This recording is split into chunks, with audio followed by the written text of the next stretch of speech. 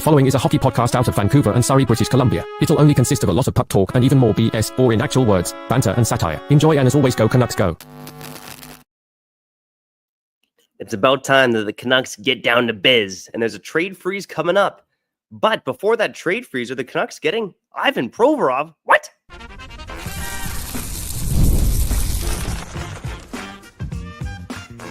You're Locked On Canucks, your daily podcast on the Vancouver Canucks, part of the Locked On Podcast Network, your team every day. Hey, happy hump day, and welcome to another episode of Locked On Canucks. My name is Trevor Beggs, co-host of Locked On Canucks, and also a Canucks writer with a Daily Hive Vancouver. Before we dive into today's episode, we got to thank you for tuning into Locked On Canucks, because it is your Canucks every damn day. And we're not here without you listening, but we're also not here without those sponsors. And today's episode is brought to you by Built Rewards, baby, okay? Start earning points on rent that you're already paying by going to joinbuilt.com/lockedonnhl. The trade or the roster freeze for NHL teams is coming up. It is midnight tomorrow night after Thursday night's game against the Vegas Golden Knights. Will the Canucks make a deal before then? Because right now, there's some buzz heating up about the Canucks targeting Ivan Provorov from the Columbus Blue Jackets. Should he be a trade target for the Canucks? Let's get into it now. And also, what could that package look like for Ivan Provorov? Ivan Provorov, again, now with the BJs, okay? And on some retained salary as well. So he's only making $4.75 million per season. With the LA Kings, they retained about 30% of his salary. I believe it was at 6.75 before. In a previous trade, that swap with the Blue Jackets, the Kings, and the Flyers. And Ivan Provorov, now he's been in the NHL for quite some time now. He's been in there this is his 9th NHL season, his second full season with the Columbus Blue Jackets. And with Ivan Provorov, I got mixed feelings about this player, okay? And some of it's on the ice, some of it's off the ice for sure. And we'll get into that. I think some of you are probably aware of that. But this season in Columbus, he's continued to log big minutes for the BJs, okay? Nothing like a guy who's big on BJs, but Ivan Provorov, he is logging over 23 minutes per game for the Columbus Blue Jackets. The Blue Jackets basically got their a big three on defense and then a little three. Much of the Anaheim Ducks of 2007, except that team was good. The Blue Jackets, they're frisky, they're pesky, but I wouldn't quite call them a good hockey team.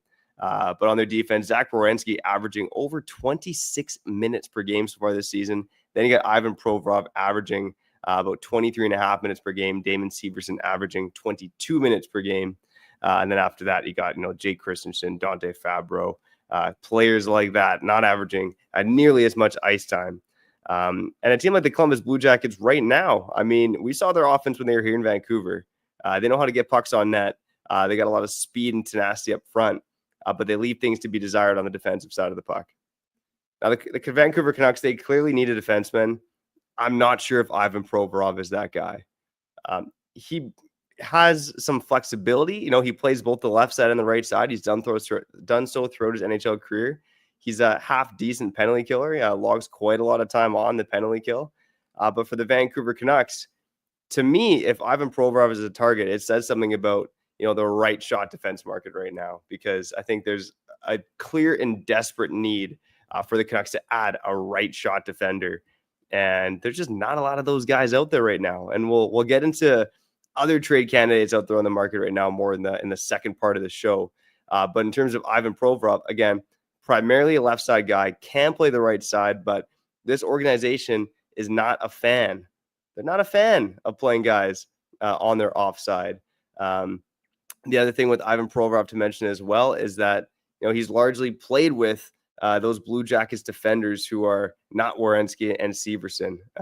So his quality of teammates is pretty low.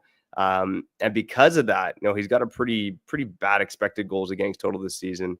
And so far, the Columbus Blue Jackets, with Ivan Provorov logging over 23 minutes per game, they're 30th out of 32 teams in the NHL in terms of goals against. Some of that is goaltending, of course.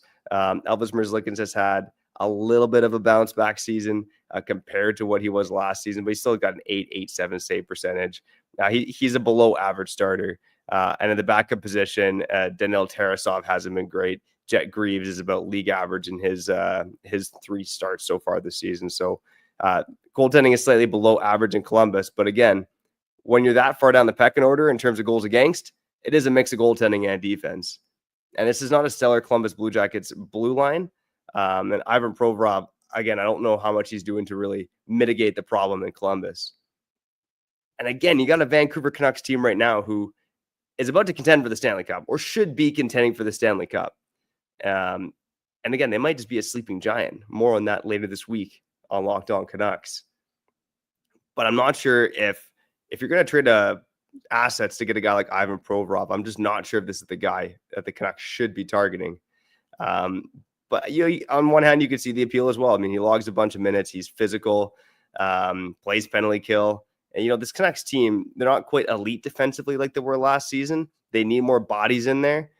They need to push guys like Soucy and Myers down the depth chart, and Provorov would help with that. That being said, I'm just not sure how much better this makes the Canucks team, especially when you're going to have to trade top-tier assets. I mean, look, the rumors out there, the rumblings are that the Columbus Blue Jackets should, hands down, fetch a first-round pick for Ivan Provorov. And the Canucks, they only got probably one of those trades to swing this year in terms of trading away a first-round pick. Now, if the trade is something like Nils Höglander and a second-round pick, does that make things more enticing for the Vancouver Canucks?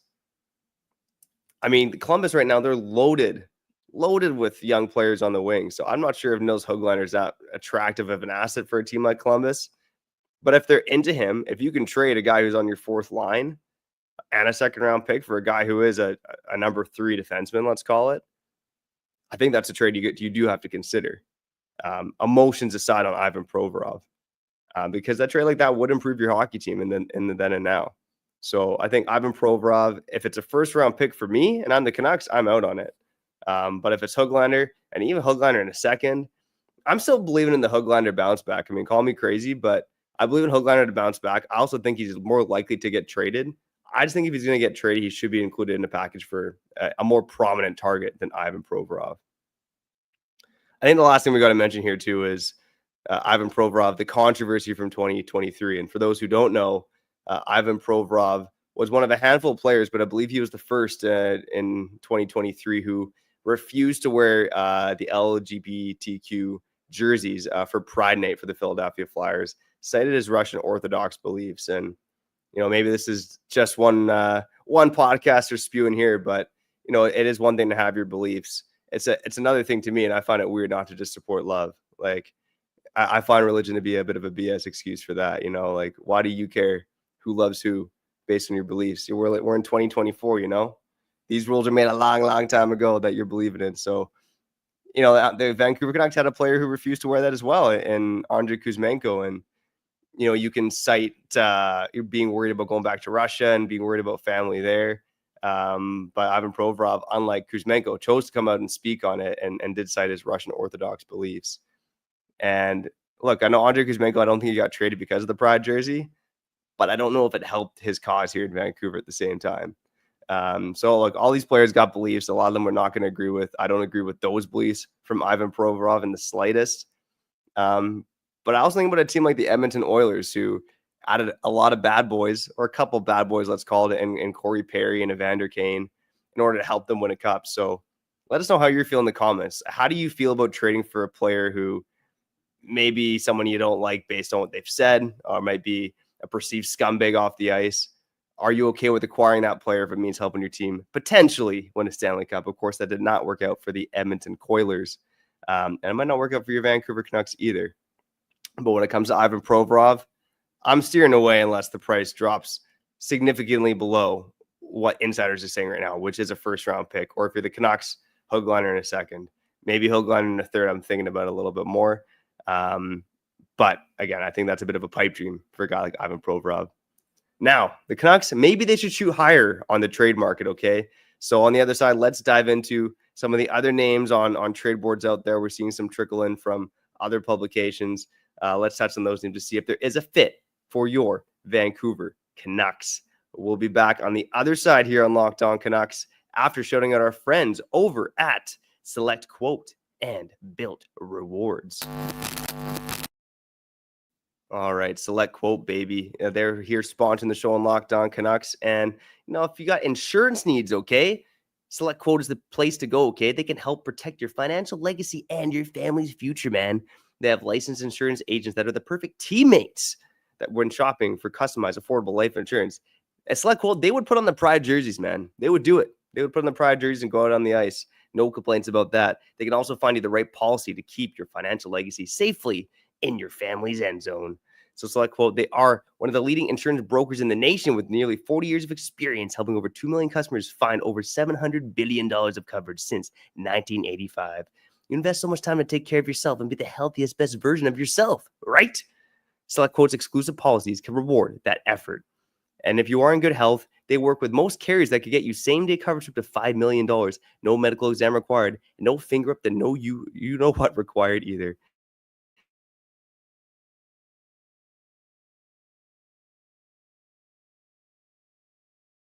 SelectQuote.com/LockedOnNHL. Okay, if you're paying rent like I am, you got to go check out Built Rewards, okay? This is a total game changer if you're renting, okay? Thanks to Built, you can now earn points on rent payments just like you do with groceries or travel.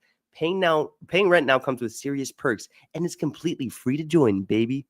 Earn valuable Built points on your rent and everyday spending at no extra cost. Redeem points for flights, hotel stays, and even future rent payments. With over 500 airlines and 700,000 hotels to choose from in the program, the possibilities are endless, man.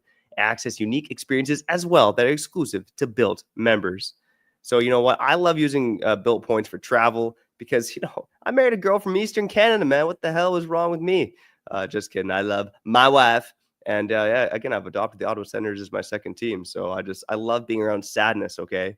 But I'm a little less sad by using Built because it allows me to travel. So start earning points on your rent now by going to joinbuilt.com/LockedOnNHL. That's joinbuilt.com/LockedOnNHL. Make sure to use the link below so they know we sent you. Don't wait. Start earning rewards today. Earn those rewards today.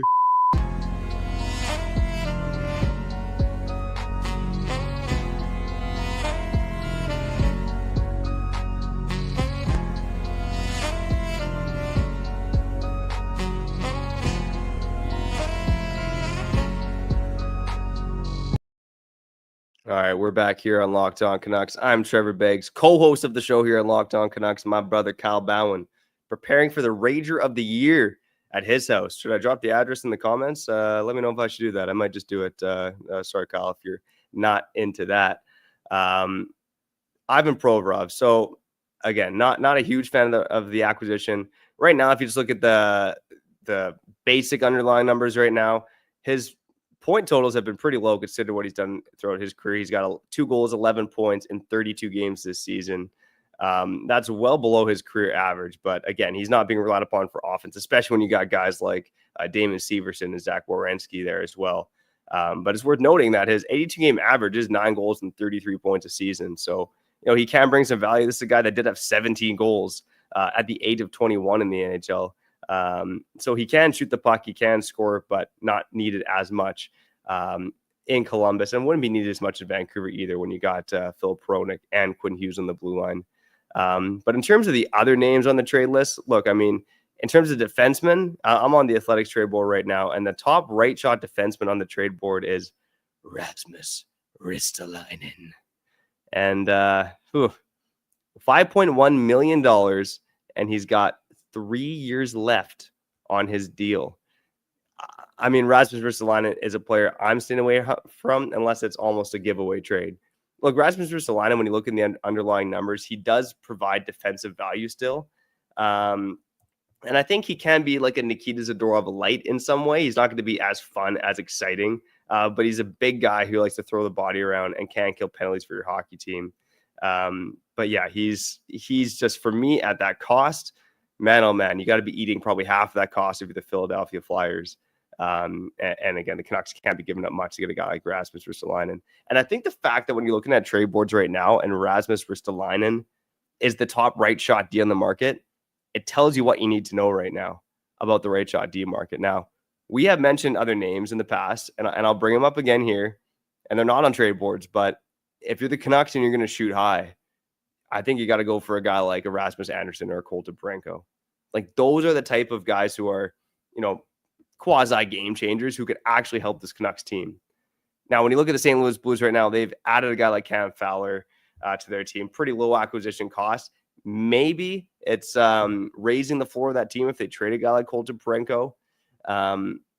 But again, St. Louis is a confusing team, but they do need to get rid of some defensemen. I mean, it's kind of baffling that they just go out and acquire another old defenseman. I start to wonder, what is Doug Armstrong and the St. Louis Blues' plan here? And I know Alex Steen taking over. Maybe Doug Armstrong is already practicing retirement as well. And with Calgary right now, there's a Rasmus Andersson and, of course, Mackenzie Weegar as well. Mackenzie Weegar, I tend to not talk about him as much. I think he's an intriguing target, don't get me wrong. But the guy has been pretty vocal about wanting to stay in Calgary. I believe he has a no-move clause. I'll try to look that up here quickly. And again, he's signed for quite some time. Whereas Rasmus Andersson, he's making sub $5 million a season, and he's a UFA at the end of next season. So a bit of a different situation between those two players, Mackenzie Weegar and Rasmus Andersson. And yes, Mackenzie Weegar has a full no-trade clause, whereas Rasmus Andersson only has a 6-team no-trade list. So if Mackenzie Weegar does want to stay in Calgary, he does not have to go anywhere. And I think that makes acquiring him less likely. But again, right now, it's slim pickings on the trade board if you're looking for, top flight right shot defenseman or just any defenseman in general for the Canucks. And I think part of the conversation with the Canucks right now too is, Jim Rutherford mentioned it. This team should be targeting a couple of players if they want to become a Stanley Cup contender. And I think when you read into that is, he's probably talking about a forward and a defenseman. Do the Canucks need to acquire another forward? And I think that's a fair question too, because on the one hand, they're close to the bottom of the league in terms of generating scoring chances, which leads you to believe that they absolutely need to acquire another forward. But is acquiring one top 6 forward going to change that? I think that's more of something that's got to come from within with this team. It's got to come from this coaching staff. I think the big Achilles heel in this team is defense, and I don't think it's any secret.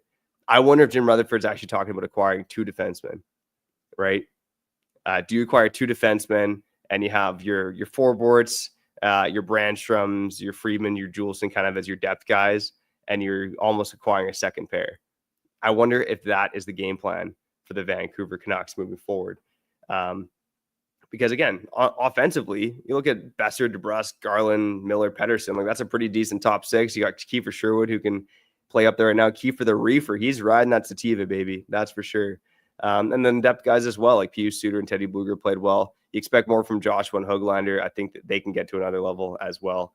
Certainly more so than they've done so far this season. So I'm not sure if a forward is a big target for the Vancouver Canucks. I do think they would like to get a right shot center. But I think that's more of a nice to have than a need to have. The need to have on this team right now is a defenseman. Another name we brought him up before, and I think he's worth bringing up again, is Alex Carrier of the Nashville Predators. So again, smaller guy, listed at 5'11", but really competitive, really physical, kills penalties, good shot blocker. To me, he's a guy that you could acquire him at a relatively low acquisition cost.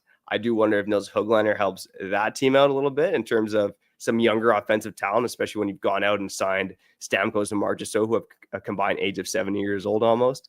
I wonder if a young talent like Höglander does help that Nashville Predators team, and if he thrives in a bigger role there. And Alex Carey, again, he just re-signed in Nashville, so they obviously like the player, but it's a cap that's easy to swallow as well, $3.75 million for the next 3 seasons. And if you're the Nashville Predators, I think you're throwing in the towel for this season anyways. Alexander Carrier is a valuable trade chip. I mean, that would be a player I would be interested in as the Vancouver Canucks, slotting him potentially on a second pair with Carson Soucy. I think that's something that could have some juice, especially if Carson Soucy tends to play more like the player that we've seen over the last month. That is a low cost, higher upside second pairing.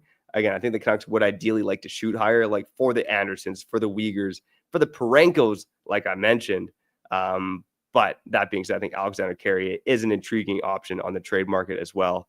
Other names on the trade list right now, we've talked about Bowen Byram. I'm still not a huge fan based on the acquisition cost. I'm not sure if Bowen Byram really helps the team right now. Again, he's got some offensive chops. He's got some defensive warts. bit of a smaller guy as well. And I think the acquisition cost is going to be pretty high considering what Buffalo just gave up for him not even 12 months ago.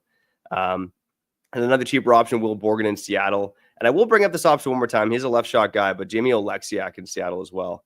I mean, that screams to the type of player that the Canucks want to target on the trade market.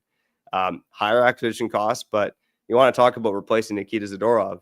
Jamie Oleksiak would absolutely be that player. I think on paper, he is actually the biggest player in the league in terms of weight. And Seattle as well. They've added a lot of salary to their books. I wouldn't be shocked if they wanted to get off on a guy like Jamie Oleksiak.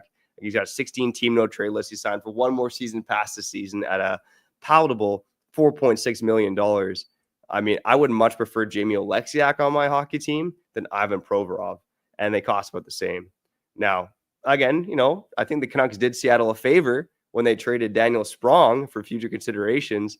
Maybe Seattle can also scratch the back of Patrick Allvin. Oh, yeah, baby.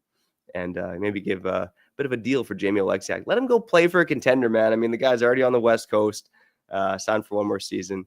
Jamie Oleksiak, I've said it before, every day is no. He is certainly a top target for me. Again, not a guy showing up on trade boards, but if you could pry him out of Seattle, I think that is exactly the kind of player that would fit in with this organization, and a player that I think this management team would love to have.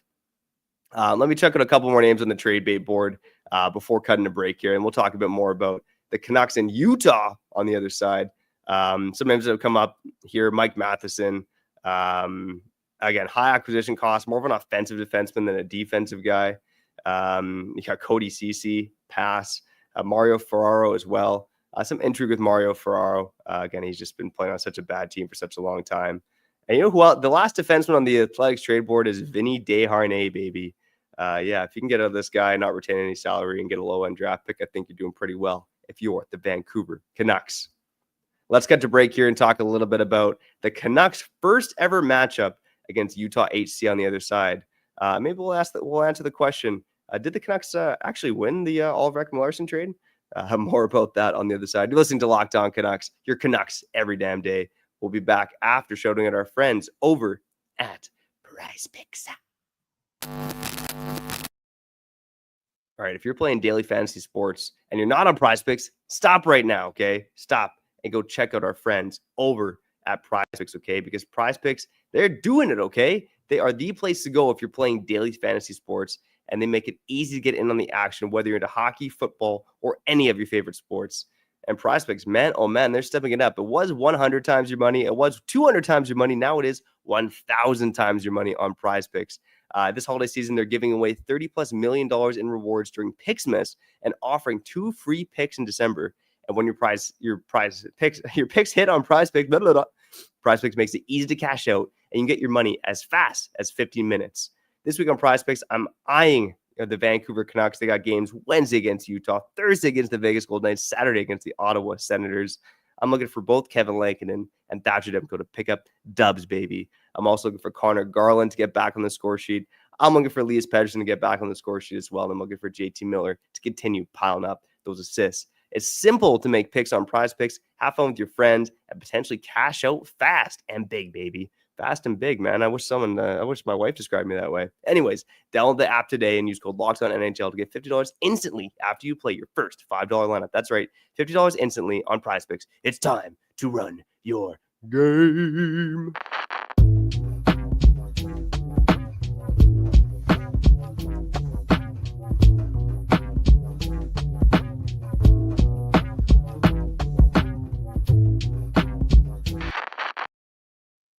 All right, we're back here on Locked On Canucks. Your Canucks every freaking day, man. Unbelievable stuff. I mean, it's what Kyle and I love to do, is hopping on here, talk about your Canucks. Again, I'm not joined by Kyle today.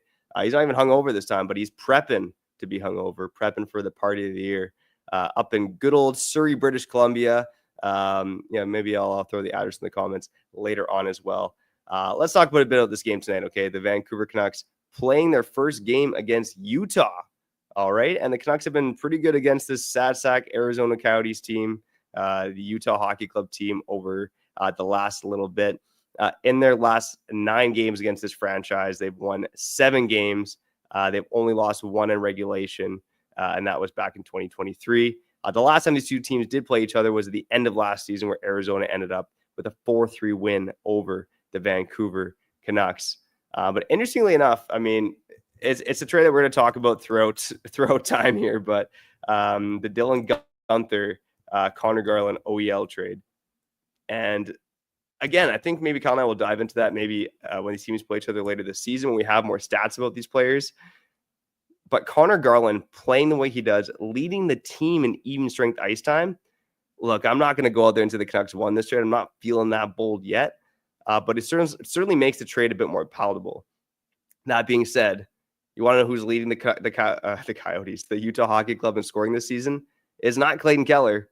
It's not Logan Cooley. It's not Nick Schmaltz. It's not Michael Carcone. It's Dylan Guenther. Leads the team in goals with 13. Leads the team in points with 29. The dude's an absolute stud. And this was, Jim Benning really, he screwed the pooch on this one. Unbelievable stuff. But yeah, the Utah Hockey Club, I mean, they've been on a bit of a roll lately. They've won 4 of their past 5 games. Their only loss in that stretch was a shootout loss to the Minnesota Wild, 5-4. They picked up wins over the Buffalo Sabres, the Philadelphia Flyers, the Colorado Avalanche, and the San Jose Sharks. So 3 bad teams in the team the Canucks just beat as well. I'm looking forward to this game tonight, and I think with Utah as well, you know, they started hot, they went on a bit of a cold streak, and now they're back to being good again. And ironically, the strength of this team so far has been preventing goals, and a lot of that is on the back of the bounce back season from Karel Vejmelka, who's got a .915 save percentage, quality starts of 60%, which is above the league average of 53%. And again, right now, this team has allowed the 9th fewest goals in the NHL. So Utah, again, they got some good young players. Logan Cooley is up to 26 points at 30 games as well. But they are lacking something offensively this season. And really, their strength of this team has been goaltending, and thanks to Karel Vejmelka as well. He is confirmed to start tonight. So is Thatcher Demko for your Vancouver Canucks. Thatcher Demko making his 3rd consecutive start. And man, oh man, you gotta love what you're seeing from Demko so far through 3 games. And I know he allowed 9 goals in his first 2 games. He still ended up as my second go to the week on Monday. Because I didn't feel like a lot of those goals are his fault, and pretty lackluster performances against the Blues and the Boston Bruins. But Thatcher Demko, again, curious to see him get his first road start of the season. We brought the splits a couple weeks ago. Every day is no Locked On Canucks. Thatcher Demko throughout his career has been much stronger at home. His save percentage is over .920 at home, and it's closer to about .903, .904 on the road. Take for that what you will. Maybe it's just a fun number. Maybe there's something to it. Maybe Thatcher Demko is actually better on home ice, baby, when he's got the massage chair in the dressing room, all that good stuff. But the Vancouver Canucks, again, playing the Arizona Coyotes tonight. Let's say Connor Garland, man. Connor Garland, go get the game winner, man, against your former club, okay? And yeah, hopefully maybe Kyle and I will record a pod down in Utah one day, man. Unbelievable stuff. Let's get to a couple comments before we get out of here. In terms of trade targets, Gigatronic in the comments saying Radko Gudas. I believe Radko Gudas has a no trade clause in his contract, plus he's capped at the Anaheim Ducks. I mean, he definitely fits the type of player mold that the Canucks would want to have on their team. But I just don't think that Radko Gudas is going anywhere. Let's see what else we got there. And Oliver Sholnick in the comments also saying it. Seattle has future considerations to pay us back. So there we go. Get on it, Patrick Levine. Future considerations. That future consideration should be Jamie Alexiak. Just call up Ron Francis. Get the deal done. There you go, baby. Oliver Sholnick saying that the Italian stallion back in the mix. Phil Di Giuseppe. Excited to see him back with the Vancouver Canucks. Again, he's got no points in 4 games down in Abbotsford this season. But again, he's been injured for most of the season as well. Would like to see him get back in the lineup, but I'm not sure who he's bumping out. I mean, your 4th line last game was Joshua Höglander and Teddy Bluger. I'm not sure if he's bumping any of those guys out. And I thought Max Hassan looked pretty damn good when he was playing with Pettersson and DeBrusque last game. A couple more targets in the comments as well. Gigatronic saying Pranko for Willander, 1st round Huggy and VD. I am staying away from that if that is the package. I don't want Willander as part of the package for Colton Pranko. I'm still believing in Tom Willander. I like what he's done this season. I'm stoked to see him at the World Juniors. That's probably the number one reason I'm watching. I know offense is Story Minio, but I want to see what Tom Willander, who could be on this team, let's call it within the next 12 to 18 months. I really want to see how he looks at the World Juniors after looking pretty damn impressive last year. So I would be completely out on that. A first and a Huggy and VD for Parenko. I'm down to do that if the St. Louis Blues retain salary. I'm not quite sure if that gets that done, though. And one last one here. Syndicat saying, I like the Canucks to target Owen Power. He has the potential to be a rock on defense and a top pair penalty killer. Yeah, that goes back to our conversation about the Canucks and Sabres making a trade.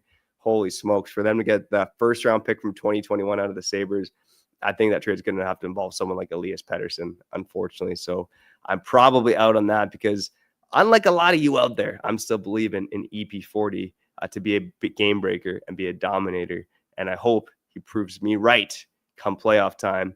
That was another episode of Locked On Canucks. Appreciate the hell out of you guys for tuning in, guys and gals, wherever you're listening, whenever you're listening. You are what makes Locked On Canucks. If you're liking what we're doing here on Locked On Canucks, make sure you go subscribe, like this video on YouTube. It goes a long ways, helps me feed the family, helps me put some gifts under the tree, okay? And on the podcast side, you guys are helping out big time too. So if you like it, like what we're doing on the podcast side, go follow us and leave a good old 5-star review. Kyle and I will try to hop on to a post-game show tonight, but we'll for sure be back tomorrow here on Locked On Canucks. Oh, for sure, bud. But for now, we got to get out of here. I'm Trevor Beggs, and thanks again for listening to this episode of Locked On Canucks. Say no to